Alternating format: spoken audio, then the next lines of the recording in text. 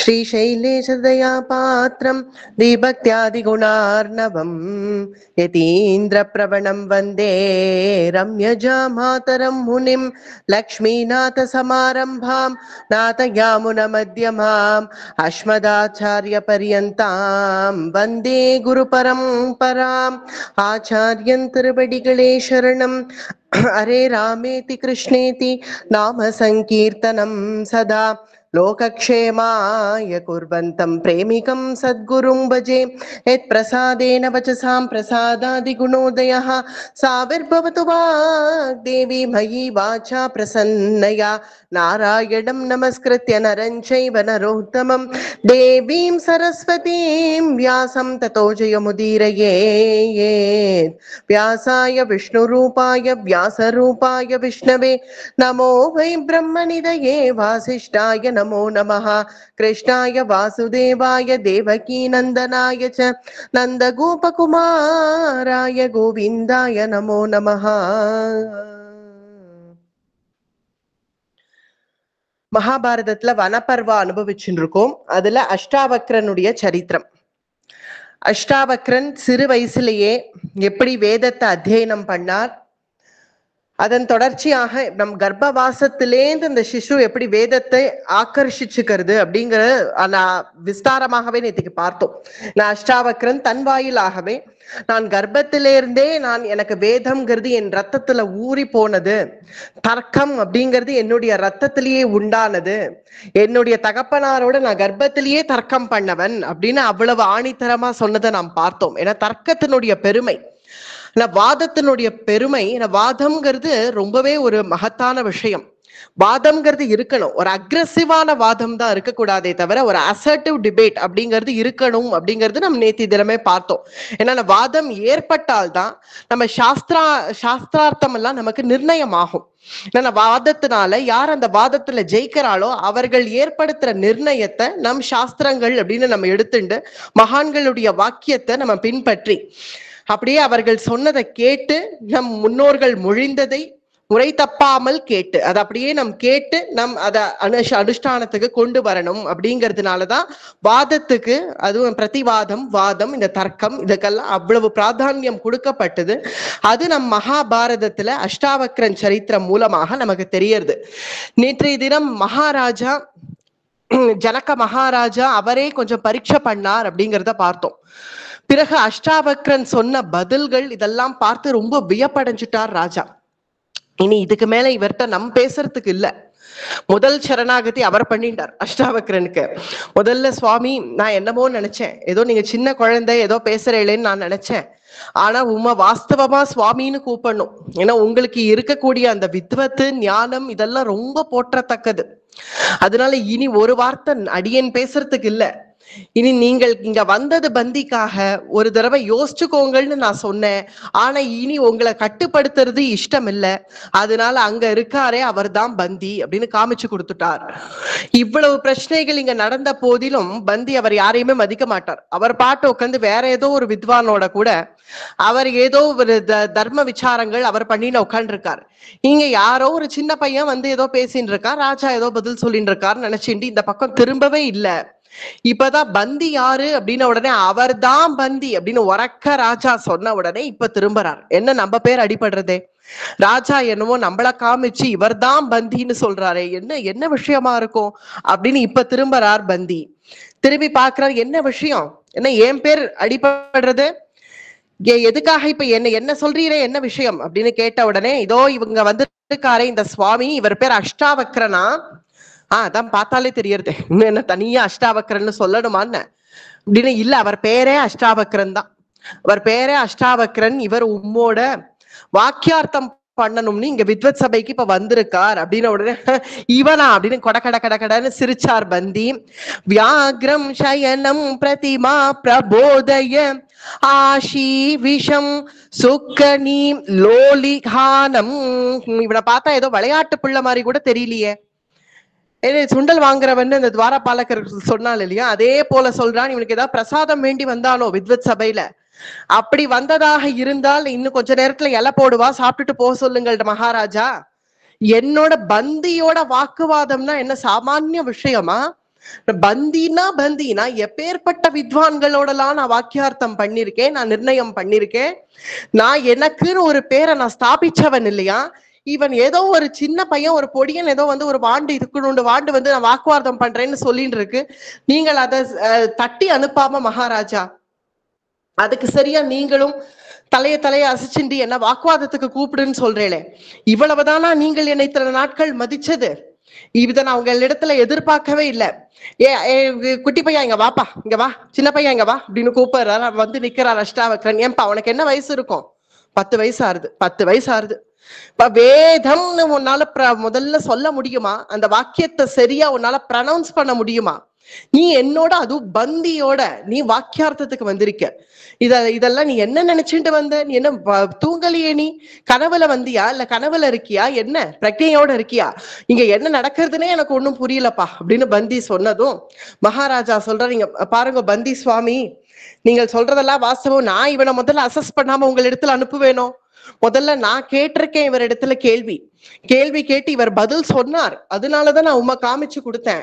இது தெரியாம நீங்கள் பாட்டு அனாவசியமா வார்த்தையை விடுறீங்களே, முதல்ல அவன் இடத்துல கொஞ்சம் பேசி பாருங்கள், பேசி பார்த்துட்டு சொல்லுங்கள் அப்படின்னு. நானாவது இவன்கிட்ட பேசுறதாவது? என்னுடைய மகத்துவம்ங்கிறது எப்பேற்பட்டது? நான் வித்வான் சர்வத்திர பூஜ்யத்தை, என்ன எல்லாரும் பூஜிக்கிறார்கள் எங்க பார்த்தாலும். இவன் இந்த சின்ன பையன், இந்த அல்பன், இந்த பொடியனோட எல்லாம் நான் பேசுவேனா அப்படின்னதும் அஷ்டாவக்ரன் சொல்றான், அப்படிலாம் தகாத வார்த்தைகள் சொல்லக்கூடாது. என்ன பேசுற உரிமை உமக்கு இல்ல. என்ன அல்பன் பொடியன் எல்லாம் நீர் சொல்லக்கூடாது சுவாமி.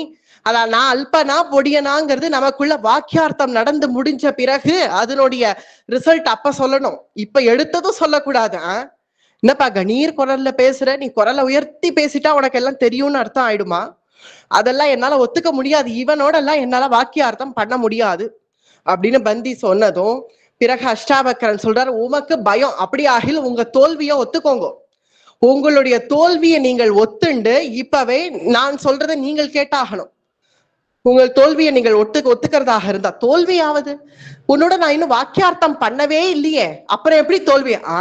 இதே போல ஒருத்தர் தான் வந்தார் உங்க இடத்துல, வாக்கியார்த்தம் பண்றேன்னு, கஹோட்டர்னு.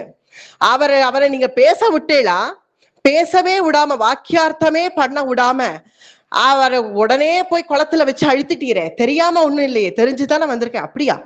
கஹோட்டரை உனக்கு தெரியுமா? தெரியுமாவது? அவருடைய புத்திரன் தான், அவர் பெத்த பிள்ளைனா, அதனாலதான் இவ்வளவு ஆதங்கம். அதுதானே விஷயம். ஆதங்கத்தினால வந்து கத்தின்னு கிடக்குறான் மகாராஜா. இதுக்கு போய் அவன் வாக்கியார்த்தம் எல்லாம் இவனுக்கு ஒண்ணும் பண்ண தெரியாது. ஏதோ ஆதங்கத்துல அவ அப்பாவை பறி கொடுத்துட்டான் இல்லையா, அந்த ஆதங்கத்துல வந்து இங்க அழுதுன்னு கிடக்குறான். இவனை போய் வாக்கியார்த்தத்துக்கு என்கிட்ட அனுப்பிச்சா, ஏற்கனவே பாவம் உடல் ஊனமா இருக்கான், இவனை போய் நான் குளத்துல அழுத்தணுமா? வேண்டாமே. ஏன்பா அம்பி, நீ வந்திருக்கியே இங்க எங்க கூட வாக்கியார்த்தம்னு சொல்லி வந்திருக்கியே, உனக்கு என்னுடைய நிபந்தனை தெரியுமா? தெரியுமே. ஏன் தகப்பனார வாக்கியார்த்தமே பண்ணாம போய் குளத்துல அழுத்தினீரே, தெரியுமே. அஷ்டாவக்ரன் சொல்றான், உங்களுடைய நிபந்தனை எல்லாம் எனக்கு தெரியும், தெரிஞ்சுதான் வந்திருக்கேன். என்னோட வாக்கியார்த்தத்துக்கு நீர் வரலைன்னா இப்ப நீர் உங்க தோல்வியை ஒத்துண்டதாக அர்த்தம் அப்படின்னது. அப்படியா? அவ்வளவு உனக்கு திறமை இருக்கா? யுத்தத்துக்கு வான்னு கூப்பிடுறியே, சாமானியம் இல்லை. ஏன்னா இதுவும் யுத்தம் தான். நேற்றைய தினமே சொன்னோம், நக்ஷத்திரியர்கள் கையால யுத்தம் பண்ணுவார்கள், வித்வான்கள் வாக்கு யுத்தம் பண்ணுவார்கள். யுத்தத்துக்கு வான்னு அப்படி சாமான்யமா வந்து கூப்பிடுறியே, நீ எந்த அளவுக்கு அதுல தேர்ச்சி பெற்றிருக்காய்ன்னு எனக்கு தெரியலையே. யுத்தம் பண்ணி பாருமே சுவாமி. அஷ்டாவக்ரன் சொல்றார், பண்ணி பாரும், யுத்தம் பண்ணி பார்த்தாதானே நான் தேர்ச்சி பெற்றவனா இல்லையான்னு உமக்கு தெரியும். நிச்சயமா என்னோட நீங்கள் யுத்தம் பண்ண பிறகு, என்னோட வாக்கியார்த்தம் பண்ண பிறகு இனி நீங்களே இருக்க மாட்டீர் அடுத்த வாக்கியார்த்தம் பண்றதுக்கு. அவ்வளவு நம்பிக்கை எனக்கு என் வித்வத்துல இருக்கு. அதனால யுத்தத்துக்கு வரீரா இல்லையா, இல்லைன்னா உன் தோல்வியை ஒத்துக்கிறீரா அப்படின்னு கேட்ட உடனே, இனி இதுக்கு மேல இவன்ட்ட பேசி பிரயோஜனம் இல்லை, அதனால வாக்கியார்த்தத்துல இறங்க வேண்டியதுதான் அப்படின்னு முடிவு பண்ண பந்தி, சரிப்பா இப்ப என்ன உனக்கு வாக்கியார்த்தம் பண்ணணும் அவ்வளவுதானே, பண்றேன் உட்கார் வா, ஆசனத்தை போடுங்கள் அப்படின்னு 2 ஆசனம் கொண்டு டிபேட். எல்லாரும் வித்வத் சபை, எல்லா ஜனங்களும் பொது ஜனங்களும் இப்படி பந்திய வந்து ஒருத்தர் சேலஞ்ச் பண்றா அப்படின்ன உடனே பொதுமக்கள் எல்லாருக்கும் தெரிய வந்தது, பந்தியவே ஒருத்தர் வந்து எதிர்த்து பேசுறார், பந்தியவே ஒருத்தர் வந்து சேலஞ்ச் பண்றார் அப்படின்னு உடனே இது ஏதோ பெரிய விஷயம் இன்னைக்கு நடக்க போறது. அதனால மொத்த ஜனங்களும் கூடிட்டார்கள் இந்த வித்வத் சபையில. எல்லாரும் இங்க இந்த சின்ன சபை எதுக்கு போருமா என்ன, பெரிய சபை, பெரிய ஒரு திறந்த வெளிக்கே போவோம் வா, நாம் 2 பேரும் பேசுறத இந்த ஜனங்கள் பூரா கேட்கட்டும் அப்படின்னு ஒரு பொது வெளிக்கே வந்துட்டார்கள். பெரிய வித்வத் சபையாக போடப்பட்டது. அங்க போய் 2 ஆசனம் போடப்பட்டது. 2 பேரும் உட்காண்டார்கள் டிபேட்டுக்கு. என்ன கண்டெஸ்ட் பண்ண ரெடியான்னு கேட்கிறார் அஷ்டாவக்ரன். வர தயாரா, கலந்துக்க தயாரா அப்படின்ன உடனே நீ தயாரா பாத்துக்கோப்பா, எனக்கு உன்னை பார்த்தா கிருப வருது. பந்தி சொல்றார், உன்னை பார்த்தா சின்ன பையனா இருக்கியேன்னு கிருப வருது, இன்னமும் கருணை தான் வருது எனக்கு உன் மேல. இருந்தாலும் நீ யுத்தத்துக்கு வான்னு கூப்பிட்டுட்ட, என்ன நீ இப்ப சேலஞ்ச் பண்ற, வராம என்னால இருக்க முடியாது, அதனால நானும் வரேன். ஆனால் பையா, நீ குளத்துல விழுந்து நீ போக போற, முதல்ல உன்னுடைய தாயார தயாரா இருந்துக்க சொல்லு அப்படின்னு. அது முடிவுங்கிறது நீங்கள் பண்றது இல்ல பந்தி சுவாமி, எப்பவுமே நீங்க முடிவு பண்ணக்கூடாது. வாக்கியார்த்தம் முடிஞ்ச பிறகு நான் போறதா நீங்க போறதான்னு பாக்கலாம். இப்ப வாரம் யுத்தத்துக்கு, அப்படியா, சரி ஆரம்பிக்கலாம், மணி அடியுங்கள், ஆரம்பிக்கலாம். என் தலையெழுத்த பார்த்தேளா பண்டிதர்களே? பந்தி சொல்றார், உறக்க சொல்றார், என் தலையெழுத்த பார்த்தேளா? எப்பேற்பட்ட வித்வான்களோடலாம் வாக்கியார்த்தம் பண்ணேன், எப்படிலாம் வேதத்தை அலசி ஆராய்ஞ்சேன், எப்படிலாம் வாக்கியார்த்தத்துல ஈடுபட்டு சாஸ்திரத்தை நிர்ணயம் பண்ணேன், எத்தனை பேரை நான் கொண்டு போய் குளத்துல அழுத்தினேன். நீலாம் ஒரு வித்வானா, நீ இன்னும் தெரிஞ்சுக்க வேண்டியது நிறைய இருக்குன்னு நான் போய் குளத்துல அழுத்தினேன். ஆனால் இப்ப என்னுடைய தலையெழுத்து இந்த பொடியனோடையும் நான் உட்காந்து வாக்குவாதம் பண்ணும்படி ஆச்சே, நான் என்ன பண்ணுவேன் அப்படின்னு. இருந்தாலும் ஆரம்பிச்சுதான் ஆகணும் அப்படிங்கிற தன்னுடைய கவலையில ரொம்ப பேசுறீரே சுவாமி, நிறைய பேசுறீர், இதெல்லாம் வாக்கியார்த்தத்துல காமியும். வெறுமன் நீங்கள் உங்களுக்கு நீங்களே ஸ்துதி பாடிக்க கூடாது, பின்னாடி இருக்கிறவர்கள் உங்களுக்கு ஸ்துதி பாடலாம், நீரே உமக்கு ஸ்துதி பாடிண்டா எப்படி? வாக்கியார்த்தத்தை ஆரம்பியுங்கள், பிறகு முடிவை பார்க்கலாம் அப்படின்னு. அதுவும் சரி மணி அடியுங்கள் ஆரம்பிக்கலாம் அப்படின்னு டெங்குன்னு ஆரம்பிச்சாச்சு. மணி அடிச்சாச்சு. மணி அடிச்ச உடனே வாக்கியார்த்தம் ஆரம்பம் மாறுதீங்க. அஷ்டாவக்ரனை பார்த்து பந்தி கேட்கிறார், உனக்கு என்ன தெரியும் சொல்லு, சின்ன பையனா இருக்கியே, அதனால நான் உன்னையே கேட்கிறேன், உனக்கு என்ன தெரியும் சொல்லு. எமக்கு சர்வமும் தெரியும், உமக்கு என்ன தெரியும் சொல்லுங்கள். இது என்ன இப்படி பேசுறான் இவன், சர்வமும் தெரியும்னா என்ன, இவனுக்கு என்ன தெரியும்னு தெரியாம நம்ம என்ன ஆரம்பிக்கிறது? என்ன வேணாலும் தெரியுமாப்பா? என்ன வேணாலும் எமக்கு தெரியும் சுவாமி, வேதார்த்தம் நீங்கள் என்ன வேணாலும் கேட்கலாம், எமக்கு தெரியும், நீரே ஆரம்பியும். அஷ்டாவக்ரன் சொல்றான், நீரே ஆரம்பியும். இல்ல நான் ஆரம்பிச்சா என்ன, எனக்கு தெரிஞ்சதா நான் பேசிட்டேன், நான் டாபிக் கொடுத்துட்டேன்னு நீங்க சொல்லக்கூடாது, நீங்களே ஆரம்பியுங்கள் அப்படின்ன உடனே சரி பந்தி சொல்றாள், அப்படியாகில் நம்ம 1 2 3 4 கணக்கு வச்சுப்போம், எண்ணிக்கை கணக்கு வச்சுப்போம். ஒரு வேதத்திலேந்து பேசணும், எதுவா இருந்தாலும் உன்னுடைய சொந்த கருத்தெல்லாம் சொல்லக்கூடாது. அஷ்டாவக்ரா வேதத்திலேந்து பேசணும், பிரமாணத்தோட பேசணும். 1ஆவதை பத்தி நான் பேசுவேன், 1ல என்னெல்லாம் சொல்லலாம்னு 1ஆவதை பத்தி நான் பேசுவேன், 2ஆவதை பத்தி நீ பேசு, 3ஆவதை பத்தி நான் பேசுவேன், 4ஆவதை பத்தி நீ பேசு, இப்படியே போயின்னு இருக்கணும். பந்தி சொல்றார், இந்த ரூல்ஸ் எல்லாம் பந்தி ஃப்ரேம் பண்றார். நான் 1ஆவதை பத்தி பேசுவேன், நீ 2ஆவதை பத்தி பேசணும், இப்படியே போயிட்டே இருக்கணும், எண்ணிக்கை போயிட்டே இருக்கணும். போயிட்டே இருக்க ஒரு கட்டத்துல யாருமே நிறுத்தக்கூடாது, அதுதான் உடன்படிக்கை. உடனே அடுத்தடுத்து பட்டு பட்டுன்னு அடிக்கணும், வாயில அப்படியே வார்த்தைகள் சரளமா கொட்டணும். ஒரு நிமிஷம் நிக்க கூடாது, கண் சிமிட்ட கூடாது, யோசிக்க கூடாது, அடுத்தது என்ன வரும் தலை சொரியக்கூடாது. அதுதான் வாக்கியார்த்தத்திலேயே அது ரொம்ப முக்கியமானது. அத பந்தி சொல்றார், ஒரு க்ஷணம் நீ யோசிச்சுட்டா கூட நீ தோல்வி அடைஞ்சிட்டாய்ன்னு அர்த்தம். அஷ்டாவக்ரன் சொல்றார், அதே போல ஒரு க்ஷணம் நீர் யோசிச்சுட்டா கூட நீர் உங்க தோல்வியை ஒத்துன்றணும். ஒத்துப்பீரா? ஒத்துப்பேன்பா. அட என்னது நீ, நான் என்னைக்கும் யோசிச்சதே கிடையாது. இது வரைக்கும் எத்தனையோ வித்வான்கள் என்னிடத்துல வந்து நான் சொல்ற வேகத்துக்கு, என் வேகத்துக்கு அவர்களால வர முடியாம தோத்து போனவாதான் இருக்கா. சரி, நான் ஒருவேளை யோசிச்சா எனக்கும் அதேதான், நானும் தோல்வியை ஒத்துக்கணும். சரியா? இந்த உடன்படிக்கைக்கு 2 பேரும் வந்துட்டார்கள். 1ன்னு எடுத்துட்டா அந்த 1 பத்தி ஒரு 2 விஷயமாவது சொல்லணும். அதே போல 2ங்கிற அந்த நம்பர் எடுத்துட்டா அந்த 2ஆவதை பத்தி ஒரு 2 விஷயமாவது சொல்லணும். போல 2 விஷயமாவது சொல்லி முடிக்கணும் அப்படிங்கிற உடன்படிக்கையில 2 பேரும் ஆரம்பிக்கிறார்கள். முதல்ல பந்தி ஆரம்பிக்கிறார். 1, இந்த 1ங்கிற நம்பர் ஏகம். அந்த ஒண்ணுங்கிற நம்பரை பத்தி பந்தி இப்ப பேசணும். ஒண்ணுல என்னென்னலாம் வரலாம் அப்படிங்கறத பந்தி பேசணும். பந்தி வாட்ச நீங்க ஆரம்பிக்கிறது இப்ப டிபேட்.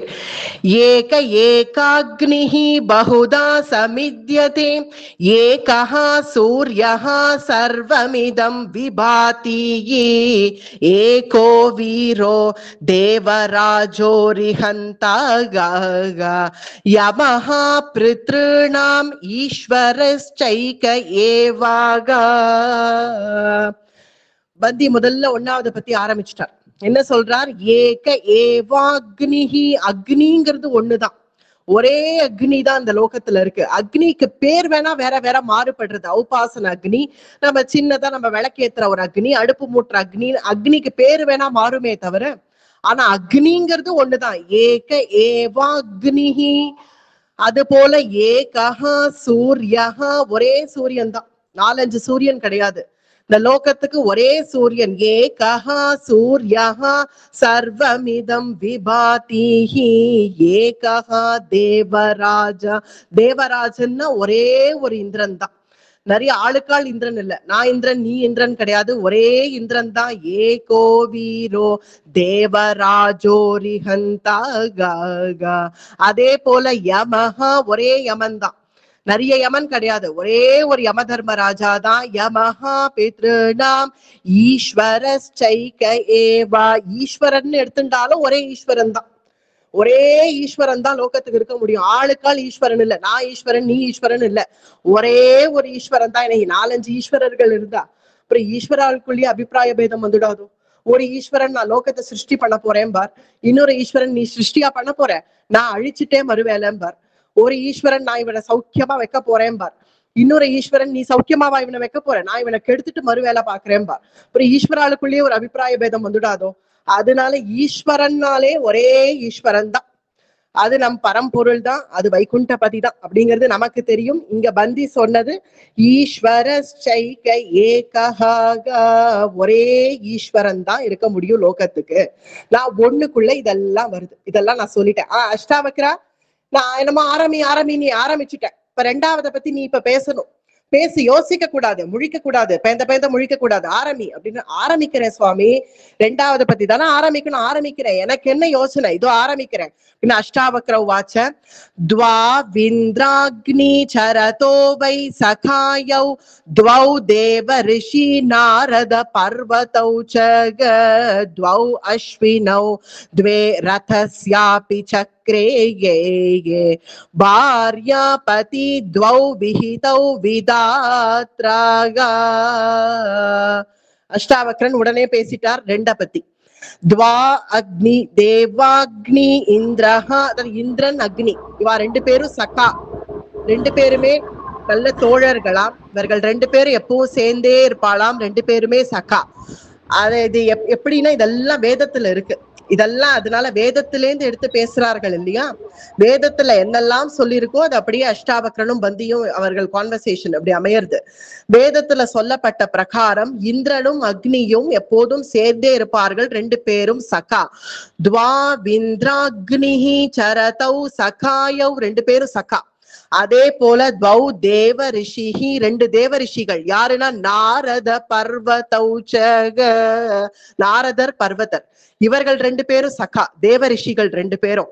இவர்கள் 2 பேரும் எப்போதும் கை கோத்துன்னு ஒன்னா சகா, ஒன்னா சேர்ந்தே இருப்பார்கள், நாரதர் பர்வதர் அப்படின்னு 2 ரிஷி. அது போல துவௌ அஸ்வினௌ, அஸ்வினி குமாரர்கள் 2 பேர், எப்போதுமே 2 பேர் சேர்ந்தே இருப்பார்கள். அது போல ரதஸ்யாபி சக்ரே, ரத சக்கரம், ரதம்ங்கிறது 4 சக்கரம் பண்ணி தயார் பண்ணக்கூடாது.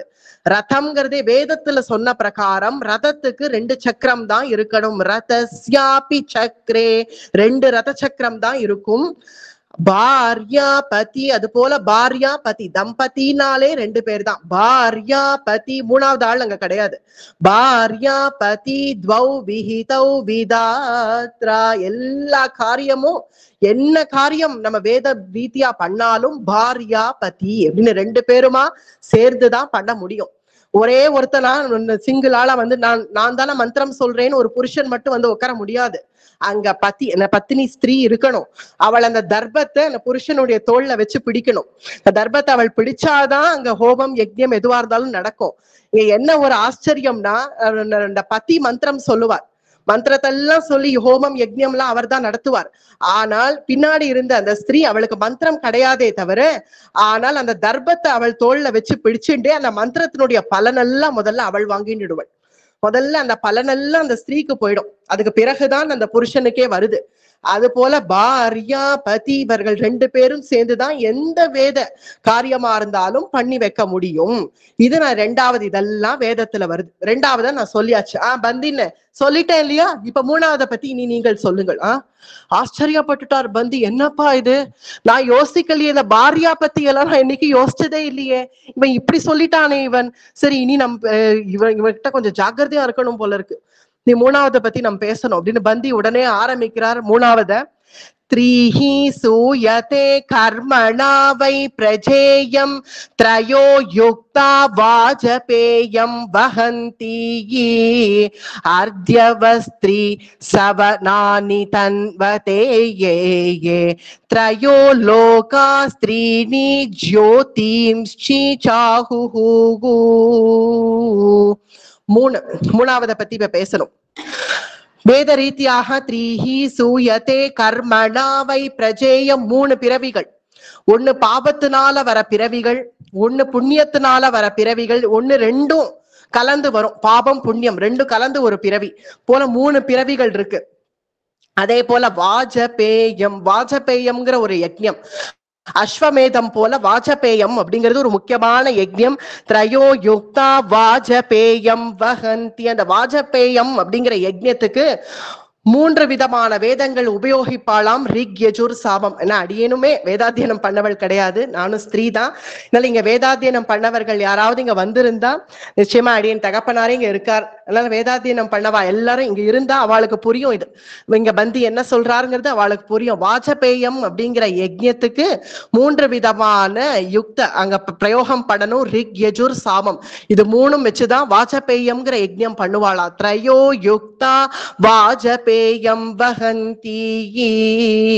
அது போல 3 லோகங்கள், பூஹு புவஹா சுவஹா அப்படின்னு 3 லோகங்கள். அது போல 3 ஜோதி இருக்கு. ஜோதிம்ஷி சாஹுஹு, 3 ஜோதி. 1 அக்னி, இன்னொன்னு சூரியன், இன்னொன்னு சந்திரன். இந்த 3 ஜோதிகள் இந்த லோகத்துல இருக்கு. இன்னும் 3வத பத்தி பேசியாச்சு. அடுத்தது அஷ்டாவக்ரா. இனி இப்ப 4வத பத்தி அவன் எப்படிதான் பேசுறான்னு நானும் பாக்குறேன். 4வத பத்தி பேசுப்பா, 4 பத்தி பேசு பார்க்கலாம் அப்படின்னதும் உடனே சிரிச்சுண்டான் அஷ்டாவக்ரன் ஆரம்பிக்கிறார். சதுஷ்டயம் பிராமணானாம் நிகேதம் சத்வாரோ வர்ணா யஜ்ஞமிமம் வஹந்தி திசாஸ்சதஸ்த்ரோ வர்ண சதுஷ்டயம் சதுஷ்பதா கௌரபி ஷஷ்கவக்துக்தாக. பிறகு 4வத பத்தி அஷ்டாவக்ரன் என்னென்ன சொல்றாருன்னா, 4 வர்ணாசிரமங்கள், பிராமண க்ஷத்ரிய வைஷ்ய சதுர்த்தன்னு 4 வர்ணாசிரம தர்மம் இருக்கு. சதுஷ்டயம் பிராமணானாம் நிகேதம் சத்வாரோ வர்ணா, 4 விதமான வர்ணங்கள். ஆனா வர்ணத்துல 4 விதமான ஆசிரமங்கள் இருக்கு. என்னன்னா பிரம்மச்சரியம், கிரகஸ்தாசிரமம், வானப்பிரஸ்தம், சந்நியாசம் அப்படின்னு 4 விதமான ஆசிரமங்கள். இது நம்ம எல்லாருக்குமே தெரிஞ்சதுதான். அதுலயும் முக்கியமா அந்த ஆசிரமங்களுக்கு 4 விதமான வீடு இருக்கு. பிரம்மச்சாரினா பாட்டசாலை, கிரகஸ்தாசிரமம்னா கிரகம், நம்ம தங்கக்கூடிய கிரகம், வானப்பிரஸ்தம்னா வனம், வனத்துக்கு போய் தான் வானப்பிரஸ்தம் பண்ணுவா, வானப்பிரஸ்தம்னா வனம், சந்நியாசம்னா மடம். இது போன்ற 4 வீடுகள் இருக்கு. 4 திக்குகள் இருக்கு, கிழக்கு, மேற்கு, வடக்கு, தெற்கு. இதெல்லாம் நமக்கே தெரிஞ்சது. இந்த 4 பத்தி அஷ்டாவக்ரன் அழகா கோர்வையா இந்த ஸ்லோகத்துல சொல்லிட்டார். பிறகு இனி பந்தி 4வது ஆயிடுத்து. நான் 4 விஷயங்கள் சொல்லிட்டேன். 4வதுக்கு 2 சொல்லணுங்கிறது தான் உடன்பாடு. 4 சொல்லிட்டான் அஷ்டாவக்ரன். ஆசிரமங்கள், அதுக்கு பிறகு வர்ணங்கள், 4 விதமான வீடுகள், 4 விதமான திக்குகள், 4 சொல்லிட்டார். இனி 5வது சொல்லுங்கள் பந்தி. இனி நீங்கள் 5வத பத்தி பேசலாம் அப்படின்னதும் பந்திக்கு ஒரு விதமா வெலவெலப்பா இருக்கு. இவன் நம்ம எது பேசினாலும் கடகடன்னு அடுத்தது ஆரம்பிச்சுடுறானே, நீ எப்படிதான் இவனை மடக்கிறதுனே புரியலையே. சரி பேசுவோம், 5வது ஆரம்பிப்போம்னு ஆரம்பிக்கிறார். பஞ்சாக்னயா பஞ்சபதாச்ச பங்கீஹி யஜ்ஞாஹ பஞ்சைவாப்யத பஞ்சேந்திரியாணி திருஷ்ட்வா வேதே பஞ்சசூடாப்சரஸ்சாகா லோகே க்யாதம் பஞ்சநதம் ச புண்ணியம். பஞ்சாக்னியஹ, 5 விதமான அக்னிகள். அக்னிங்கிறது ஒண்ணுதான், ஒரே அக்னி தான், அதுக்கு 5 பேர் இருக்கு. அது வேற வேற பேர்னால அக்னி அழைக்கப்படுறது. அது என்னென்னு பார்த்தோம்னா, கார்கபத்தியம் அப்படின்னு சொல்லுவா, தட்சிணாயக்னி அப்படின்னு சொல்லுவா, ஆவாசனீயம், சாபியம், ஆவாசயம் அப்படின்னு 5 விதமான அக்னி. இதெல்லாம் வேதத்துல சொல்லப்பட்டிருக்கு அப்படின்னு 5 அக்னிகள் சொல்றார். பிறகு பஞ்சபாத யஜ்ஞாஹ, 5 விதமான யஜ்ஞங்கள். தேவ யஜ்ஞம், பித்ரு யஜ்ஞம், ரிஷி யஜ்ஞம், பூத யஜ்ஞம், மனுஷ யஜ்ஞம் அப்படின்னு 5 விதமான யஜ்ஞங்கள் சொல்லப்படுறதாம் வேதத்துல. அதுக்கு 5 புண்ணிய நதிகள் இருக்கு. கங்கா, யமுனா, சரஸ்வதி போன்ற புண்ணிய நதிகள் 5 இருக்கு. இந்திரியம் அப்படின்னு பார்த்தா பஞ்ச இந்திரியங்கள்னு தானே சொல்றோம். நம்மளுடைய கண்ணு, காது, மூக்கு, நம்மளுடைய நாக்கு, தோல், இந்த 5 இந்திரியம். முக்கியமா இங்க ஒண்ணு சொல்ற, திருஷ்ட்வா வேதே பஞ்சசூடாப்சரஸ்சா, அப்சர ஸ்திரீகள். அப்சர ஸ்திரீகள் பஞ்சசூடா, 5 விதமான பின்னல் பின்னிப்பாளாம். இது மெனக்கட்டு சொல்றாரு. ஏன் சொல்றாரு புரியல. அதுக்கு என்ன காரணம்னா, அதுக்கு காரணமும் அவரே சொல்ற, திருஷ்டுவா வேதே, வேதத்துல நான் பார்த்திருக்கேன், வேதத்துல கேட்டிருக்கேன். திருஷ்டுவா வேதே பஞ்சசூடாப்சரஸ்சா, சூடான பின்னல், பஞ்சசூட 5 விதமான பின்னல்கள் அப்சரஸ் ஸ்திரீகள் பின்னிப்பார்கள். இதை நான் வேதத்துல பார்த்திருக்கேன். திருஷ்டுவா வேதே அப்படின்னு சொல்லி முடிச்சுட்டா. 5வது ஆயிடுத்து. நீ என்னமோ 4 சொன்னேங்கிற, நான் 5வது பத்தி 5 சொல்லிட்டேன். போ, இனி 6வது சொல்லு பார்க்கலாம். 6வது என்ன சொல்லு அப்படின்ன உடனே ஆரம்பிக்கிறார் அஷ்டாவக்ரன். 6வது பத்தி இனி அஷ்டாவக்ரன் பேசணும். 6வது இங்க ஆரம்பிக்கிறது, ஷடாதானே தக்ஷிணா மாஹுரேகே ஷட்சைவே மே ரிதவஹா காலசக்ரம் ஷட் இந்திரியான் யுத ஷட் கிருத்திகாஸ்ச ஷட் சாத்யஸ்காஹ சர்வ வேதேஷு திருஷ்டாஹ. எல்லாம் அப்படியே பந்திக்கு போட்டி. சர்வ வேதேஷு திருஷ்டா, சர்வ வேதேஷு திருஷ்டா, எல்லாம் நான் வேதத்துல பார்த்திருக்கேன், வேத பிரகாரம் நான் சொல்றேன். என்ன ஆரம்பிக்கிறா, ஷடாதானே, 6 விதமான அந்த பசுக்களை தானம் பண்ணுவாளாம் யஜ்ஞத்துக்கு. தக்ஷிணா மாஹு ரேகா, யஜ்ஞம் பண்றச்சேவே 6 விதமான பசுக்கள் அங்க வைக்கப்படுவா. அந்த 6 பசுக்களை தானம் பண்ணி யஜ்ஞம் பண்ணுவா அந்த நாட்கள். இதெல்லாம் கிருத்தயுகத்து சரித்திரம் இல்லையா, அதனால இப்படி வருது. அது மட்டும் இல்லாம 5 இந்திரியம் சொன்னீரே பந்தி, அது என்ன 5 இந்திரியம்? கண்ணு, மூக்கு, காது, நம்மளுடைய நாக்கு, தோல், 5 இந்திரியம் சொன்னீரே, ஒரு இந்திரியத்தை விட்டுட்டீரே. ஷட் இந்திரியான்யுத, ஷட் 6வது இந்திரியம் ஒண்ணு இருக்கு, அதை விட்டுட்டா எப்படி? வேதத்துல பார்த்திருக்கோமே, மனசு, மனசுங்கிறது முக்கியமான இந்திரியமாச்சே, ஆனா மனசை விடக்கூடாது. அதனால மனசையும் சேர்த்து 6வது இந்திரியம். ஷடிந்திரியான்யுத ஷட் கிருத்திகாஸ்ச, கிருத்திக தேவதைகள் 6 பேர் இருக்காளாம். ஷட் கிருத்திகாஸ்ச, 6 ரித்துக்கள். 6 ரித்துக்கள் நம்ம எல்லாருக்குமே தெரியும். வசந்த ரித்து, வருஷ ரித்து, சரத் ரித்து, ஹேமந்த ரித்து, சிசிர ரித்து, கிரீஷ்ம ரித்துன்னு 6 ரித்துக்கள் இருக்கு. நான் புரியும்படியே சொல்றேன். வசந்த ரித்துனா ஸ்பிரிங் சீசன், வருஷ ரித்துனா மான்சூன் சீசன், இந்த ரெய்னி சீசன், சரத் ரித்துனா ஆட்டம் சீசன், ஹேமந்த ரித்துனா ப்ரீ விண்டர், ஆட்டம் சீசனா இலையுதிர் காலம், புரியும்படி சொல்றேன். பிறகு ஹேமந்த ரித்துனா ப்ரீ விண்டர், விண்டருக்கு முன்னாடி ஆரம்பிக்கக்கூடிய சீசன், சிசிர ரித்துனா விண்டர் சீசன், கிரீஷ்ம ரித்துனா சம்மர் சீசன் போன்ற 6 சீசன்கள். இந்த 6 ரித்துக்கள், இந்த 6 ரித்துக்கள் சேர்த்து 12 மாசம் 24 பருவம், இதெல்லாம் சேர்த்தா ஒரு சம்பத்சரம். அதுதான் காலச்சக்கரம். காலச்சக்கரம்னு அந்த ஒரு சம்பத்சரம் ஆன உடனே காலச்சக்கரம் சுழலும். இதெல்லாம் தான் 6வதுல வருது. இதெல்லாம் உனக்கு எப்படி தெரியும்? நீ கண்டையானா, திருஷ்டுவா சர்வ வேதேஷு திருஷ்டா, சர்வ வேதேஷு திருஷ்டா, எல்லாம் நான் வேதத்துல பார்த்து தெரிஞ்சுட்டேன். பிறகு நீர் 7வது பத்தி நீ ஆரம்பிக்கலாம் அப்படின்னு சொன்னது அப்படியே பந்திட்ட விட்டுட்டார். இனி பந்தி 7வது ஆரம்பிக்கணும். சப்த கிராமியாக பசவஹ சப்த வன்யாக சப்த சந்தசி क्रतुमेकं वहन्ति ये सप्तर्षयः सप्त चाप्यर्ह नानी ये सप्ततान्त्री प्रतिता चैव வீணா சைவ வீணா. ரொம்ப புதுசா சொல்றாரு இங்க பந்தி. சிலதெல்லாம் நம்மளே தெரிஞ்சுக்கணும், நமக்கு புதுசா இருக்கும். ஆனா வேதம் படிச்ச வாழ்க்கை இது புதுசா இருக்காது. சப்த கிராமியா, இப்ப சப்தன 7 இல்லையா? இப்ப 7 பத்தி ஆரம்பிக்கிறான். 7 விதமான ரிக்குகள், 7 விதமான மந்திரங்கள் யஜ்ஞத்துக்கு உபயோகிப்பா. அதனாலதான் சப்த வன்யாக, அந்த 7 விதமான ரிக்குகள் சொல்லி மந்திரத்தை சொல்லிதான் நம்ம யஜ்ஞம் பண்றோம். அது போல 7 விதமான கிராம மிருகங்கள். கிராம மிருகங்கள்னா பெட் அனிமல்ஸ். என்ன, நாய், பூனை, குதிரை, கழுதன் போன்ற 7 விதமான பெட் அனிமல்ஸ், கிராம மிருகங்கள் நமக்கு இருக்கு. அது போல 7 விதமான கோர மிருகங்கள் நமக்கு இருக்கு. அதாவது கோர மிருகங்கள்னா வைல்ட் அனிமல்ஸ். சிம்மம், புலி, கரடி போன்ற வைல்ட் அனிமல்ஸ் 7 இருக்கு. சப்த ரிஷியாக, இது நம்ம எல்லாருக்குமே தெரியும். சப்த ரிஷிகள்னு இருக்கா, 7 பேர்கள் இருக்கா. முக்கியமான வாக்கியம் இந்த கடைசி வாக்கியம் தான். சப்தாந்திரி பிரதிதா சைவ வீணா.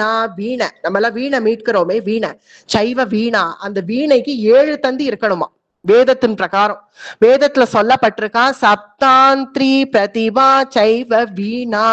வீணைக்கு 7 தந்தி போட்டு வாசிக்கணும். அவ்வளவுதான், ஆயிடுத்து. 7வது ஆயிடுத்து. இனி அஷ்டாவக்ரா, உனக்கு ரொம்ப பிடிச்ச எண்ணுப்பா 8வது. 8வது பத்தி நீ பேசு அப்படின்னு ரொம்ப அப்படி சர்க்காஸ்டிக்கா பேசுறாரு பந்தி. 8வது உனக்கு ரொம்ப பிடிச்ச நம்பர் ஆச்சே, உன் பேரே அஷ்டாவக்ரன் ஆச்சே, அல்ல 8வது பத்தி இனி நீ ஆரம்பி அப்படின்னதும் அஷ்டாவக்ரன் ஆரம்பிக்கிறனா, ஆமா எனக்கு பிடிச்ச நம்பர் தான், இதை சொல்றேன் வா. அஷ்டௌ ஷாடாஹ சதமானம் வஹந்தி ததாஷ்ட பாதஹ ஷரபஹ சிம்ஹகாதி அஷ்டௌ வசூஹு சுஷ்ருமோ தேவதாசு கோகோ யோபஸ்சாஷ்ட ஸ்திரிஹி விஹிதஹ சர்வயஜ்ஞஹ.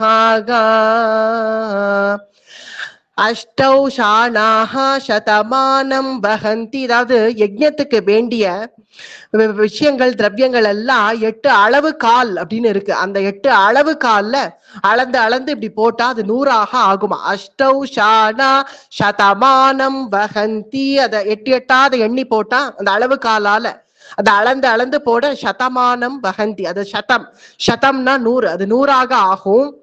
அது போல ஷரபம் அப்படிங்கிற ஒரு மிருகம் இருக்கான். அந்த ஷரபம்ங்கிற மிருகத்துக்கு 8 கால் இருக்கான். 8 கால் உடைய அந்த ஷரபம்ங்கிற மிருகம், அந்த வேதத்துல பார்த்திருக்காரு அஷ்டாவக்ரன். சொல்ற சுஷ்ருமோ தேவதாசு, நான் வேதத்துல பார்த்திருக்கேன். 8 கால் உள்ள அந்த ஷரபம்ங்கிற மிருகம் சிம்மத்தை கூட முழுங்கிடுமா. அத்தகைய வலிமை உடையதாங்க ஸ்லோகத்துல இருக்கு. ததாஷ்ட பாதஹா ஷரபஹா சிம்மகாதி. சிம்மத்தை கூட முழுங்கக்கூடிய வலிமை உடைய 8 பாதம் உடைய ஷரபம் அப்படிங்கிற ஒரு மிருகத்தை பத்தி நான் கேள்விப்பட்டிருக்கேன் வேதத்துல. அது போன்ற இன்னும் ஒண்ணு எக்ஸ்ட்ரா சொல்றேன்ப்பா. அஷ்ட வசுக்கள், இது எல்லாருக்குமே தெரியும். அஷ்ட வசுக்கள் இருக்காங்கிறது தெரியும். இதெல்லாம் 8க்குள்ள அடக்கம் அப்படின்னு சொல்லி எனக்கு பிடிச்ச எண்ணை நான் முடிச்சுட்டேன் பந்தின்னு. இனி நீங்கள் 9வது ஆரம்பிக்கலாம் அப்படின்ன உடனே 9வது நம்பர். இப்ப பந்தி எப்படி ஆரம்பிக்கிறது? இவர் எது சொன்னாலும் மடக்கரா இருந்தாலும் நம்ம ஆரம்பிச்சுடுவோம். இனி நம்ம ஒரு க்ஷணம் நம்ம நிறுத்தக்கூடாது, நம்ம ஆரம்பிக்கணும். ஆனா இவனை எப்படியாவது மடக்கணும், எப்படி மடக்கிறதுன்னு தான் புரியல. அதனால இருந்தாலும் ஆரம்பிக்கணும். அதனால நான் 9 ஆரம்பிக்கிறார். நவை போக்தாஹா சாமிதேன்யஹா பித்ருணாம் ததா பிராஹுஹு நவயோகம் விசர்கம் நவாக்ஷரா பிருஹதி சம்பிரதிஷ்டா நவயோகோ கணநாமேதி சஸ்வத். 9 விதமான யாகங்கள் பண்ணுவா. அந்த யாகங்களை 9 கணம், 9 கணம் சொல்லுவாளாம் அந்த யாகங்களுக்கு. அதுல 9 விதமான தானியங்கள் வைப்பா. இது நமக்கும் இப்ப தெரியும், நவதானியம் அப்படின்னு சொல்றோம். 9 விதமான தானியங்கள். பிறகு நவயோகம் அப்படின்னு யோகத்திலேயே 9 விதமான யோகம் இருக்கு. அதனாலதான் நவயோகி அப்படின்னு இப்ப கூட டைட்டில் போட்டுக்கிறா இல்லையா. 9 விதமான யோகம் இருக்கு. அது போல நவவித அக்ஷரம் இருக்கு. இந்த வேதத்தினுடைய பத்ததியை உபயோகிக்க 9 விதமான அக்ஷரத்தை பிராதான்யமா எடுத்துட்டு உபயோகிப்பார்கள் அப்படின்னு 9வது பத்தி பேசி பந்தி முடிச்சார். பிறகு அஷ்டாவக்ரன் இனி 10வது பத்தி பேச ஆரம்பிக்கணும். அஷ்டாவக்ரன் ஆரம்பிக்கணும் 10வதுங்கிறச்சே உடனே மணி அடிக்கிறார்கள் 10. இது இப்படியே போயிட்டு இருக்கு எண்ணிக்கை இல்லையா? இப்ப 10வது அஷ்டாவக்ரன் ஆரம்பிக்கிறார். திஷோ திஷோக்தாஹ புருஷஸ்ய லோகே சஹஸ்ரமாஹுஹு சதபூர்வம் சதானீகி தசைவ மாசான் பிப்ரதி கர்ப்பவத்ஸ்யோகோ தசைரகா தச தசா தசார்காகா. ரொம்ப அழகான ஸ்லோகம். 10 திக்குகள். நம்ம 4 திக்கு தானே கேள்விப்பட்டிருக்கோம். 10 திக்குங்கிறார் அஷ்டாவக்ரன். 10 திக்கு. ஆமா, 4 திக்கு தானே ஐயா. பந்தி சொல்ற 4 திக்குப்பா. 10 திக்கு ஓய் உமக்கு தெரியாதுன்னு சொல்லும். 10 திக்கு. கிழக்கு, மேற்கு, வடக்கு, தெற்கு, இது 4 திக்கு. இந்த 4க்கு ஒரு உபதிக்கு இருக்கான். 4க்கு 4 உபதிக்குகள். அது கணக்கு பண்ணா 8. அப்புறம் மேல ஆகாசம், பூமி, இது ரெண்டுத்தையும் சேர்த்தா 10 திக்கு. இது புரியாம நீர் என்னதான் வேதாத்தியனம் பண்ணிரும். 10 திக்குகள் இருக்கு. 4 திக்கு, 4 திக்குல 4 உபதிக்குகள். பிறகு மேல ஆகாயம், பூமி எல்லாம் சேர்ந்து 10 திக்குகள். பிறகு 10 மேத்தமேட்டிக்ஸ். நம்ம மேத்தமேட்டிக்ஸ் நம்ம இப்ப மல்டிப்ளிகேஷன் நம்ம இப்ப சொல்றோமே, அத அங்க அஷ்டாவக்ரன் மகாபாரதத்துல சொல்றாரு. இந்த மேத்தமேட்டிக்ஸ்ல சஹஸ்ரமாஹுஹு தச பூர்ணம் சதானி. தசங்கிறது முக்கியமான ஒரு நம்பர். 10ங்கிறது முக்கியமான நம்பர் மேத்தமேட்டிக்ஸ்க்கு. எல்லாம் 10 10 10 10 அப்படி பெருக்கிண்டே வந்தா அதுதான் 100ஆக ஆறுது. சதானி 100ஆக வந்து முடியும். இந்த 10ங்கிறது ரொம்ப முக்கியமான எண்ணிக்கை மேத்தமேட்டிக்ஸ்ல அப்படின்னு இங்க அஷ்டாவக்ரன் சொல்றார். சஹஸ்ரமாஹுஹு தச பூர்ணம் சதானி தசைவ மாசான். 10 மாசம் ஒரு ஸ்திரீ 10 மாசம் கர்ப்பம் தரிக்கிறாள்.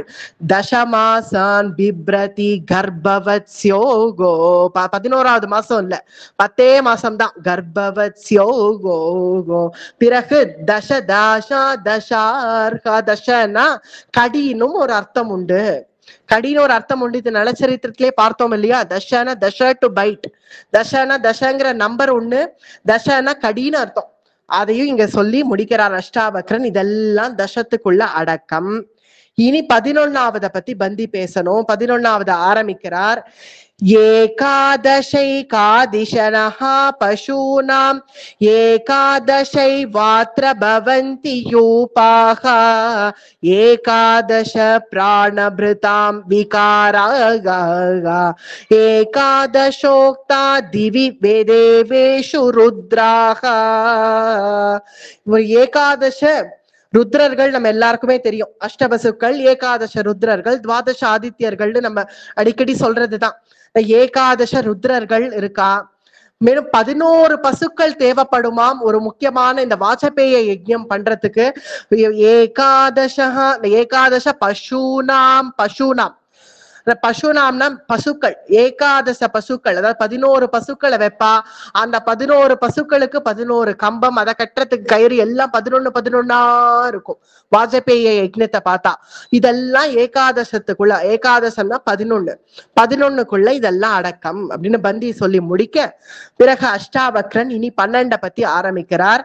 சம்வத்சரம் துவாதச மாசமாஹுஹு ஜகத்யா பாதோ துவாதசை வாக்ஷராணி துவாதசாஹ பிராகிருதோ யஜ்ஞ உக்தோ கோ துவாதசாதித்யான் கதயந்தீஹ தீராக. துவாதசாதித்யர்கள், இது நம் முன்னாடி ஸ்லோகத்திலே கூட நம் சொல்லிட்டோம். எடுத்துக்காட்டாக துவாதச ஆதித்யர்கள் இருக்கா. அது போல துவாதச மாசாக 12 மாசங்கள் இருக்கு. நம் தமிழையே சொல்லலாம். சித்திரை, வைகாசி, ஆனி, ஆடி, ஆவணி, புரட்டாசி, ஐப்பசி, கார்த்திகை, மார்கழி, தை, மாசி, பங்குனி, 12 மாசங்கள். இந்த 12 மாசங்கள் இப்ப நம்ம குழந்தைகள் வரைக்கும் கூட எவ்வளவு தெரியறதோ தெரியல. எல்லாருக்கும் ஜான்வரி, பிப்ரவரி, மார்ச் தான் தெரியறது. இந்த சித்திரை, வைகாசி, ஆனி இதை நம்ம சொல்லி கொடுக்கணும் நம் குழந்தைகளுக்கெல்லாம். 12 மாசங்கள். அது இங்க சமஸ்கிருதத்திலயும் சொல்லப்படுறது. துவாதச மாசா மாஹுஹு 12 மாசங்கள். பிறகு 12 அக்ஷரங்கள் இருக்கு. எல்லாமே இந்த அக்ஷரங்கள் நம்ம நார்மலா நம்ம எழுத ஆரம்பிச்சோம்னா, சமஸ்கிருதம் எழுத ஆரம்பிங்கோ 12 அக்ஷரங்கள் வரும். இந்த துவாதச அக்ஷரங்களை வச்சுதான் மீதி உப அக்ஷரங்கள்லாம் வந்து நம்மளுடைய பேச்சு, நம்மளுடைய எழுத்து, சொல் எல்லாமே ஆரம்பிக்கிறது. இதெல்லாம் துவாதசம்னா 12க்குள்ள அடக்கம். இனி முக்கியமானது 13வது. 13வது பத்தி பேசுங்கள் பந்தி பந்தி சுவாமின்னு 13வது பத்தி இனி நீங்கள் ஆரம்பிக்கலாம் அப்படின்னு உடனே கொஞ்சம் பதட்டம் வந்துடுத்து பந்திக்கு.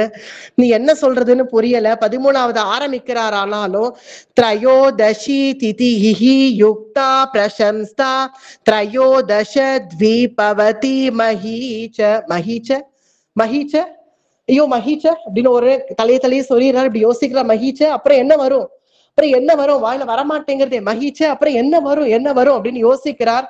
மறுபடியும் சொல்லி பாக்குறார் அந்த ஸ்லோகத்தை. 13 ஆரம்பிச்சோமே, சரியா தானே ஆரம்பிச்சோம்.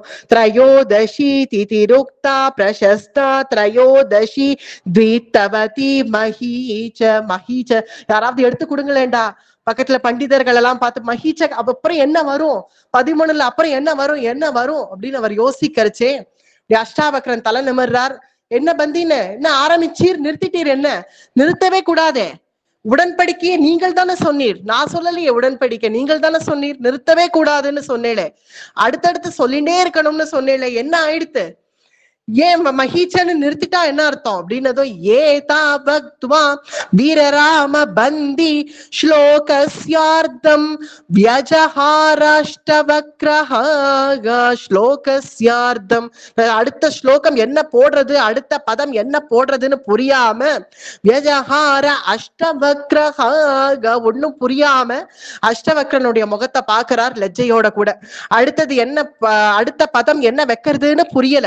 பிறகு அஷ்டாவக்ரன் சொல்றார், உங்களுக்கு கடைசி 5 வினாடி முடிஞ்சு போச்சு, உங்க டைம் 5 வினாடி முடிஞ்சு போச்சு, கடைசி 5 வினாடி கொடுக்குறேன், அதோட நீங்கள் முடிக்கணும், உங்களுடைய இந்த 13வது ஸ்லோகம் முடிக்கணும், இல்லையாக நீங்கள் தோல்விதான், உங்களுக்கு தோல்வியை தழுவிட்டீர்கள் அப்படின்னு அஷ்டாவக்ரன் சொல்லி கடைசி 5 வினாடி ஏகம் துவே த்ரீணி சத்வாரி பஞ்ச முடிஞ்சாச்சு, அவ்வளவுதான், உங்களுக்கு கொடுத்த அவகாசம் முடிஞ்செடுத்து பந்தின்னு மணி அடியுங்கள், இனி முடியுங்கள் போட்டி என்றார் அஷ்டாவக்ரன். மணி அடிச்சுட்டார்கள். இனி இவர் சொல்லல, இதுக்கு மேல சொல்லல, நீங்கள் ஆரம்பிச்சதை நான் முடிக்கிறேன். அஷ்டாவக்ரன் சொல்ற, நீங்க ஆரம்பிச்சீர் இல்லையா 13 ஆரம்பிச்சேல, என்ன ஆரம்பிச்சீர், த்ரயோதசி திதிருக்தா பிரசஸ்தா த்ரயோதச த்வீபவதி மஹீச்ச அப்படின்னு ஆரம்பிச்சேன் இல்லையா, மஹீச்சன்னு நிறுத்தினேல. அடுத்தது நான் சொல்றேன், த்ரயோதசாஹானி சசார கேஷி த்ரயோதசாதீத்யதி சாந்தசி சாஹுஹூகு. 13வது நாள் பிரதோஷம் ரொம்ப முக்கியம் அப்படின்னு நீங்க ஆரம்பிச்சேன். 13வது நாள் திதி, ஏன்னா திதின்னு ஒருத்தர் போயிட்டாலே, பரமபதிச்சிட்டாலே, மடிஞ்சிட்டாலே நம்ம உடனே 13 நாள் நம்ம அனுஷ்டிக்கிறோம் இல்லையா. 13வது நாள் திதி, அந்த 13வது நாள் திதி முக்கியம்னு நீங்கள் ஆரம்பிச்சேன், நன்னாதான் ஆரம்பிச்சேன். த்ரயோதசி திதி ருக்தா பிரசஸ்தான்னு ஆரம்பிச்சேன். அப்புறம் மஹீச்சன்னு தலையை சொரிஞ்சா என்ன அர்த்தம், த்ரயோதசா ஹானி சசார கேஷி. அடுத்தது நீங்கள் சொல்ல வேண்டியது 13 சந்தஸ், த்ரயோதசி சந்தசாச்சி சாஹுஹூகு. சந்தஸ் 13வது நாள் தித்தின்னு சொன்னேன், அதுக்கு 13 சந்தஸ் சொல்லி செத்து மடிஞ்சவர்களை பித்ருலோகத்தை பித்ருக்களோட சேர்ப்பார்கள். இதை நீங்கள் சொல்லி முடிச்சிருக்கணும். 13ல நீங்கள் தோத்துட்டீர் அப்படின்ன உடனே தோத்தாச்சு, நீ இவர் நிறுத்திட்டார், இவர் சொன்ன வேண்டிய பாக்கியம் நான் சொல்லி முடிச்சேன் அப்படின்னு அஷ்டாவக்ரன் ஜெயிச்சுட்டாரு. இப்படி ஜெயிச்சுட்டார் அப்படின்னு தெரிஞ்ச உடனே எல்லாரும் மணி அடிச்சார்கள், ஜனங்கள் எல்லாம் கூடினார்கள், அஷ்டாவக்ரனை தூக்கினார்கள், கொண்டாடினார்கள் அஷ்டாவக்ரனை. அதுவும் அந்த ராஜா உடனே தன்னுடைய சிம்மாசனத்திலேருந்து மேலேந்து கீழே இறங்கி ஓடி வரார். எப்படி அந்த சோழ தேசத்து ராணி தன்னுடைய யாமுனன் தன்னை ஜெயிச்சுட்டார் வாக்கியார்த்தத்துலன்னு தெரிஞ்ச உடனேவே என்னை ஆள வந்தீரே அப்படின்னு ஓடி போய் அவரை கட்டிண்டாலோ, மாத்திரு வாத்சல்யத்தோட அவரை போய் கட்டிண்டாலோ, அது போல இந்த ராஜா ஜனக மகாராஜா மேலே சிம்மாசனத்திலேருந்து அப்படியே கீழே இறங்கினார். ஓடி வந்து அஷ்டாவக்ரனை அஷ்டாவக்ரா அப்படின்னு போய் கட்டினுட்டார். ராஜா, என்ன விடுவிச்சுட்டியேப்பா, இத்தனை நாள் நான் இந்த பந்திக்கு அடிமையா இருந்து நான் பட்ட பாடு, எத்தனை பேர்களை போய் வதம் பண்றான், ஒண்ணு கூட நான் கேள்வி கேட்க முடியாம, கேட்டா என்னை சபிச்சுடுவான்னு சொல்லி என்னை பயமுறுத்தி இப்ப என்ன பந்திய நீ ஜெயிச்சு எனக்கு விமோச்சனம் கொடுத்தியே அப்படின்னு அஷ்டாவக்ரான்னு போய் அந்த ராஜாவும் கட்டிண்டார் அஷ்டாவக்ரனை. இனி என்னை கொண்டாடினதெல்லாம் போற நிறுத்துங்கள் அப்படின்னு சொல்லி பந்திய பார்த்து, பந்தின்னு நீர் தோத்துட்டீர், ஒத்துக்கிறீரா, இப்பவாவது உங்க தோல்வியை ஒத்துக்கிறீரா அப்படின்றது ஒத்துண்டுதான் ஆகணும், இனிமே என்ன பண்றது, தலை குனிஞ்சிட்டு நிக்கிறார் பந்தி. ஆமாம்பா 13வது நான் நன்னாதான் ஆரம்பிச்சேன், பிரதோஷம் திதின்னு ஆரம்பிச்சேன், பிறகு எனக்கு தோத்துட்டேன் அப்படின்னு தலையை குனிஞ்சுட்டார் பந்தி. தலையை குனிஞ்சிட்டோன்னா அப்படி தோத்துட்டேன்னு சொல்லி இப்படி நின்னா போருமா, வாரம் இப்படி இனி உனக்கு கொடுக்க வேண்டிய ஒரு முக்கியமான கூலி பாக்கி இருக்கு. எத்தனை பேர்கள் உங்களிடத்துல மாட்டிண்டு அரும்பாடுபட்டா, வித்வானுக்கு ஒருத்தருக்கு தெரியலன்னா நீர் சொல்லி கொடுக்கணும். இப்ப உமக்கு தெரியல 13 இதுக்கு மேல என்ன வரும்னு உமக்கு தெரியல, நான் சொல்லி கொடுத்தேனா இல்லையா? இப்ப உங்களுக்கு சொல்லி கொடுத்து அந்த ஸ்லோகத்தை உங்களால முடிக்க முடியல, மகிச்ச மகிச்ச மகிச்சன்னு முடிச்சேன். நான் மகிச்சக்கு பிறகு என்ன வரும் சந்தஸ்ன்னு சொல்லி நான் முடிச்சேனா இல்லையா? அதுபோல நீங்கள் முடிச்சு சொல்லி கொடுக்கணும் தெரியாதவர்களுக்கு. அதை விட்டுட்டு அவர்களை குண்டக்க மண்டக்க கேள்வி கேட்டு, குதர்க்கத்துல கேள்வி கேட்டு அவர்களை நிறுத்தி தர்க்கம் பண்ணுங்கள்னு சொன்னா குதர்க்கம் பண்ணி நீங்கள் அவர்கள் எல்லாரையும் குளத்துல கொண்டு போய் அழுத்தி, இப்ப நான் உங்களை அழுத்த வேண்டாமா? நீர் குளத்துக்குள்ள போற டைம் வந்துடுத்து. இப்போ நீங்க போக வேண்டியதுதான். வாரம் இப்படி அப்படின்னு பந்தியினுடைய சிகையை பிடிச்சு ஒரு இழுத்தான் அஷ்டாவக்ரன். அவரை தர தர தர தரன்னு இழுத்துன்னு போறான். குளத்துல வாருங்கள், இனி இந்த குளத்துக்கு எந்த குளம், அந்த குளம் எங்க இருக்கு, அங்க போய் உங்களை அழுத்த வேண்டியதுதான் இனிமே. அந்த குளத்துக்கிட்ட நேர இந்த பந்திய கைய பிடிச்சு தர தர தரன்னு இழுத்துன்னு போறாரு அஷ்டாவக்ரன். இழுத்துன்னு போறச்சே பந்தி சொல்ல, அஷ்டாவக்ரா சரிப்பா நீதான் ஜெயிச்ச, நான் ஒத்துன்ட்டேன், இல்ல ஒத்துன்ட்டேன், நீதான் ஜெயிச்ச, ஒரு 2 நிமிஷம் நான் சொல்றத கேளுப்பா, கோவப்படாத, ஒரு 2 நிமிஷம் நான் சொல்றத கேளு, கேட்டுட்டு போ, நான் சர்வமும் நீதான், நீயே வித்வான், நான் ஒத்துன்ட்டேன், எனக்கு மேல நீ, எல்லாம் நீ, உனக்கு தான் வேதம் தெரியும், நீ வேதத்தை அப்படி அத்தியனம் பண்ணிருக்க, நீ வேத வித்து, நீ இதெல்லாம் உனக்கே தகும், ஆனா நான் சொல்றத 2 நிமிஷம் கேளு, கோபத்தால நீ இப்படி இழுத்துன்னு போகாத, கேளு அப்படின்னு சொன்ன அஷ்டாவக்ரன் கேட்க தயாராவே இல்லை. அது என்ன நீர் சொல்றத நான் கேட்கறது, இனி நான் சொல்றத நீர் கேட்க வேண்டியவர், இப்படிதானே மத்த வித்வான்கள்லாம் கதறினா அவங்க கிட்ட. எல்லாரையும் பிடிச்சு பிடிச்சு இழுத்துட்டு போய் குளத்துக்குள்ள தள்ளுவேன். இப்ப நீங்க பேசுறத யாரும் இங்க கேட்க ரெடியா இல்ல, உங்களுடைய சர்டிபிகேட் எதுவும் எனக்கு தேவையும் இல்லை, நீர் ஒண்ணு எனக்கு சொல்ல வேண்டாம், நான் நல்ல வித்வான், நான் வேதாத்தியனம் பண்ணவர்னு நீர் எமக்கு சொல்ல வேண்டாம், அது எமக்கே தெரியும். இப்ப நீ வாரும் இந்த குளத்துக்குள்ள உங்களை போட்டு அழுத்துறேனா இல்லையா பார்னு குளத்துக்குள்ள தரத்தரன்னு இழுத்துட்டு போய் எல்லா ஜனங்களும் கொல்லுன்னு சிரிச்சார்கள். இதை பார்த்து வேணும் நன்னா வேணும், எத்தனை பேர் இங்க கொண்டு வந்து அலற அலற துடிக்க துடிக்க போட்டு அழுத்தினா, நன்னா வேணும் இவனுக்கு, அழுத்தட்டும் அழுத்தட்டும், அப்படிதான் அழுத்தணும், நன்னா வேணும் இவருக்கு, இந்த மாதிரி ஆசாமிகளுக்கு எல்லாம் இப்படிதான் தண்டனை கொடுக்கணும், நன்னா வேணும். அஷ்டாவக்ரா சரி நீங்கள் பண்றதுதான் சரி, செய்யுங்கள் செய்யுங்கள், நாங்க எல்லாரும் உங்களுக்கு பிரேரணையா இருப்போம், செய்யுங்கள், குளத்துல போட்டு அழுத்துங்கள் அந்த பந்திய அப்படின்னு எல்லா ஜனங்களும் சேர்ந்து ஊக்குவிக்க, உடனே இழுத்துட்டு போய் அஷ்டாவக்ரா அந்த குளத்துக்கு போ, உள்ளேயே போ, எல்லாரும் போன இடத்துக்கே நீரும் போ அப்படின்னு உள்ள போட்டு அவரை அழுத்தினான். நல்ல ஒரு 1/2 மணி நேரம் தன் ஆத்திரம் தீர பந்திய போட்டு அழுத்திட்டு பார்த்தா குபுக்குன்னு வெளியில கொப்பளிக்க வேண்டாமோ ஜலம், உள்ள போனவர்கள் போயாச்சுன்னா குபுக்குன்னு வெளியில கொப்பளிக்கும், அவர்கள் போயிட்டான்னு நினைச்சுக்கணும். அழுத்தி பார்த்தா ஒண்ணுமே ஆல பந்திக்கு. 1/2 மணி நன்ன தன் ஆத்திரம் தீர போட்டு அழுத்திருக்கார் அஷ்டாவக்ரன். பிறகு பார்த்தா 1/2 மணி கழிச்சு என்னடான்னு இப்படி பார்த்தா பந்தி எழுந்து வந்துட்டார். எழுந்து அஷ்டாவக்ரனை பார்த்து கடன்னு சிரிச்சார். என்ன குளத்துக்குள்ள அழுத்தி என்ன கொலை பண்ணிட முடியும் நீ நினைச்சியா? அது உன்னால முடியாது. நான் சொல்றத ஒரு 2 நிமிஷம் கேளுங்கிறேன், நீ பாட்டுக்கு என்ன இழுத்துட்டு வரிய, கோபத்தினுடைய வெளிப்பாடா? உன் ஆத்திரம் தீந்துதா? இப்போ என்னை குளத்துக்குள்ள வச்சு அழுத்தணும் தானே உனக்கு வேணும்?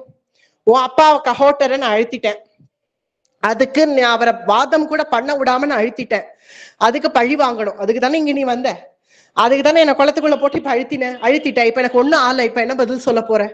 மறுபடியும் அழுத்துறியா? மறுபடியும் அழுத்து, நீ எவ்வளவு தடவை அழுத்தினாலும் எனக்கு ஒண்ணும் ஆகாது, என்னை சமுத்திரத்துக்கே கூட்டின்னு போ, சமுத்திரத்திலேயே என்னை தள்ளு, எனக்கு ஒண்ணும் ஆகாது. ஏன் ஏதாவது ஜலத்தினால உங்களுக்கு உபாதையே ஆகாதுன்னு ஏதாவது வரம் பெற்றீரோ? ஏதாவது விசேஷ வரமான்னு உங்களுக்கு? ஜலத்தினால உங்களுக்கு ஒண்ணும் ஆகாதா? ஆகாதுப்பா, எதுனாலும் எனக்கு ஒண்ணும் ஆகாதுப்பா. நான் முதல்ல யாருன்னு தெரிஞ்சுக்கோ, நான் ஏன் இப்படி எல்லாம் பண்ணேன்னு தெரிஞ்சுக்கோ, இங்க என்ன நடந்தது எல்லாம் தெரிஞ்சுக்கோ. நான் இத்தனை பேர்களை சம்ஹாரம் பண்ணேன்னு சொல்றியே, நான் எதுனால அப்படி பண்ணேன்னு எனக்கு ஒரு வாய்ப்பு கொடுக்கணும். இதுதான் நீ எடுத்ததும் தண்டிக்கிறேன்னு கிளம்பிடக்கூடாது. அந்த குற்றவாளிக்கும் ஒரு விதமான வாய்ப்பு கொடுக்கணும், அவன் பட்ச நியாயத்தை சொல்ல விடணும். நான் யாருங்கிறத முதல்ல தெரிஞ்சுக்கோ. அகம் புத்ரோ வருணஸ்யோதராஜ்ஞः தத்ராசசத்ரம் द्वादश வார்ஷிகம் வைஹி சத்ரேன தே ஜனக துல்ய காலம் ததர்த்தம் தே பிரஹிதா வே த்விஜாக்ரஹ. அகம் புத்ரோ வருணஹ, நான் வருணனுடைய புத்திரன், நான் யாருன்னே தெரியாம பேசுறியா அஷ்டாவக்ராடா? பந்தின்னு என்ன, நான் என்ன உன் பக்கத்தாத்து மாமான்னு நினைச்சியா? பந்தின்னா நான் வருணனுடைய புத்திரன் நானு. அகம் புத்ரோ வருணஹ, வருணன் தானே ஜல ரூபத்துல இருக்கு, இந்த குளமும் என் அப்பா தான், என் அப்பா மடியில வச்சு நீ என்ன அழுத்தினா நான் என்ன போயிடுவேனா? இல்ல ஒரு புத்திரனை போய் ஒரு அப்பா மடியில வச்சு இப்படி அழுத்தினோம்னா அவன் போயிடுவானான்னு, அது போலதான் என்னுடைய தகப்பனார் தான் இந்த ஜலம். வருணனுடைய புத்திரன் நானு. நான் ஏப்பின இந்த மாதிரி எல்லாம் பண்ணேன்னு நீ நினைக்கலாம். உன்னுடைய தகப்பனார பேசாம கூட நான் வந்து இங்க அழுத்திட்டேனேன்னு நீ நினைக்கலாம். வருண லோகத்துல என்னுடைய அப்பா வருணன் பெரிய யஜ்ஞம் பண்றார். அந்த யஜ்ஞத்துக்கு பூலோகத்துல ஜனகனுடைய சபையில பெரிய வித்வத் சபை நடக்கிறது. ஜனகனுடைய சபையில நிறைய வித்வான்கள் இருக்கா, வேதம் படிச்ச பண்டிதர்கள்லாம் நன்னா இருக்கா, நல்ல சூறாளா இருக்கா. அவளெல்லாம் யஜ்ஞத்துக்கு அழைச்சிட்டு வான்னு என்கிட்ட சொன்னார். நான் வந்து கேட்டு பார்த்தேன், வருண லோகம் வருகிறான்னு கேட்டா யாராவது வருவாளோ? பூலோகத்தை விட்டுட்டு மேல் லோகத்துக்கு உங்களுக்கு கூட்டின்னு போறேன்னா யாராவது வருவாளான்னு பயப்பட மாட்டாளோ? அதனால யாரும் வர தயாரா இல்ல.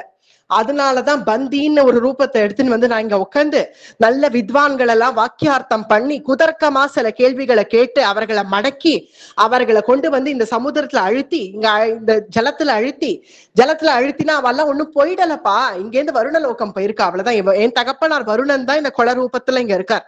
வருணலோகம் போயிருக்கா இவெல்லாம், வேற இன்னும் இல்ல. யஜ்ஞத்தை நடத்தி வைக்கிறதுக்காக போயிருக்கா.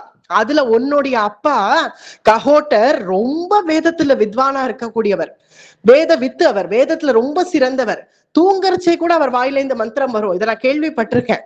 அதனால ஒரு க்ஷணம் கூட அவரை கேள்வி கேட்டு நம்ம நாழிய வீணடிக்க கூடாதுங்கிறதுனாலதான் உடனே இவர் அனுப்பணும், உடனே இவரை வருண லோகத்துக்கு அனுப்பணும் யஜ்ஞத்துக்கு. அப்படிங்கிறதுனாலதான் அவரை பேசக்கூட விடாம நான் அழைச்சிட்டு வந்து குளத்துல அழுத்தினேனே தவிர எனக்கு ஒண்ணும் பிரத்யேக விரோதம்லாம் யார் மேலேயுமே இல்லை.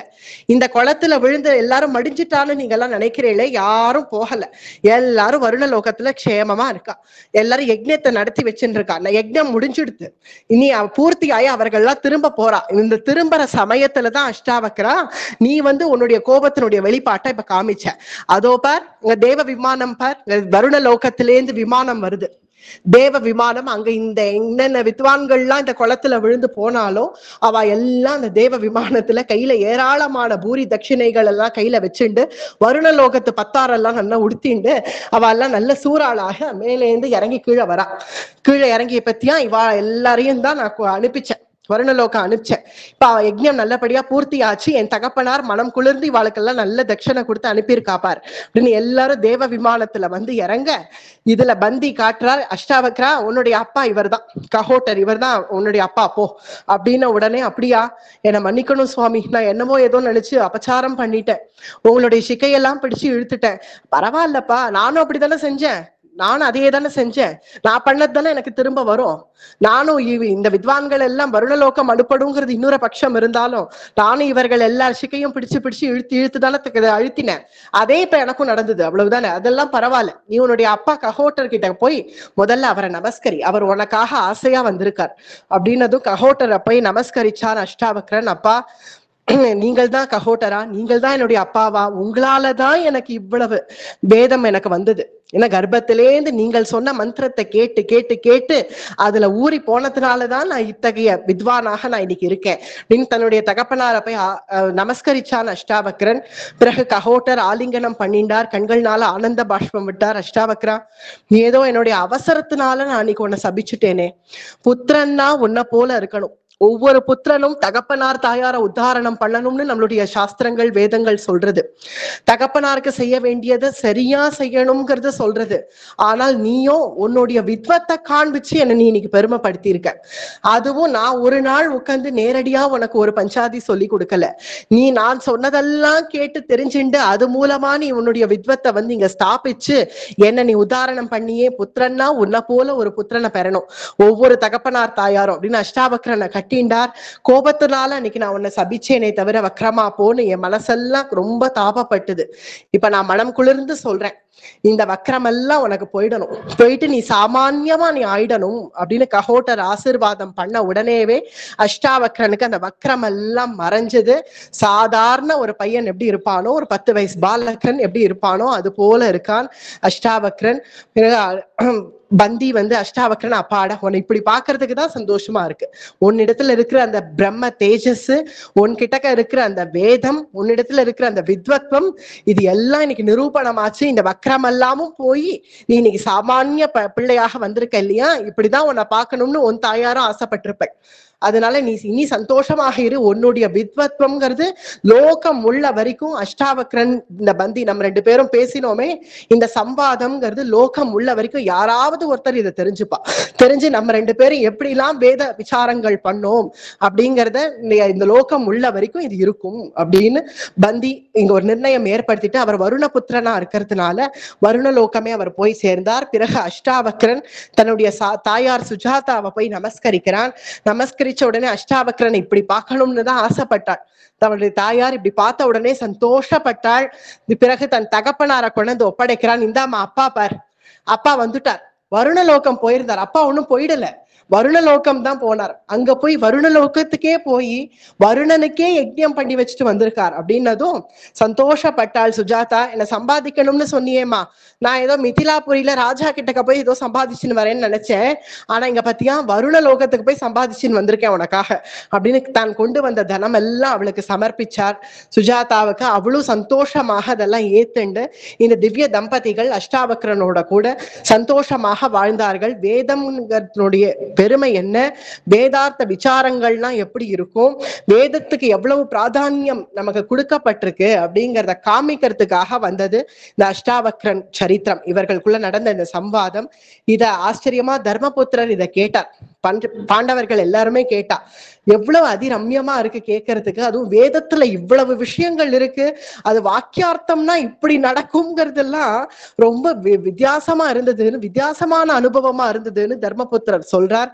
பிறகு பீமசேனன் சொல்றான், வாஸ்தவம் எனக்கு கதையை எடுத்து மண்டையை உடைக்க தெரியும், இல்ல யுத்தம் பண்ணுன்னு நான் அதை தான் செய்வேன், ஆனா வாக்கியுத்தம் இப்படி பண்ண முடியுங்கிறத நான் இன்னைக்குதான் தெரிஞ்சுட்டேன், பேச கத்துக்கணும், நிஜமாவே பேச கத்துக்கணும் அப்படின்னு பாண்டவர்கள் இந்த கதையை கேட்டு ரொம்ப சந்தோஷப்பட்டார்கள். மேற்கொண்டு அங்க பிரபாச கஷேத்திரத்தை நோக்கி கிருஷ்ணனுடைய தரிசனத்துக்காக பிரபாச கஷேத்திரத்தை நோக்கி பஞ்ச பாண்டவர்கள் புறப்படுறார்கள். அஷ்டாவக்ரன் சரித்திரம் கேட்டதனுடைய பெருமை, அவர்களுடைய ஆசிரமத்திலேயே அன்னைக்கு நாட்பூரா தங்கி இருந்து பிறகு அடுத்த நாள் காலமே எழுந்து புறப்பட்டு பிரபாச கஷேத்திரத்தை நோக்கி பஞ்ச பாண்டவர்கள் செல்கிறார்கள் அப்படிங்கிற பரியந்தம் இன்னைக்கு முடிச்சுப்போம். மேற்கொண்டு கிருஷ்ண பாண்டவர்களுடைய சந்திப்பு அடுத்த பிரவச்சனத்துல பார்ப்போம். அடி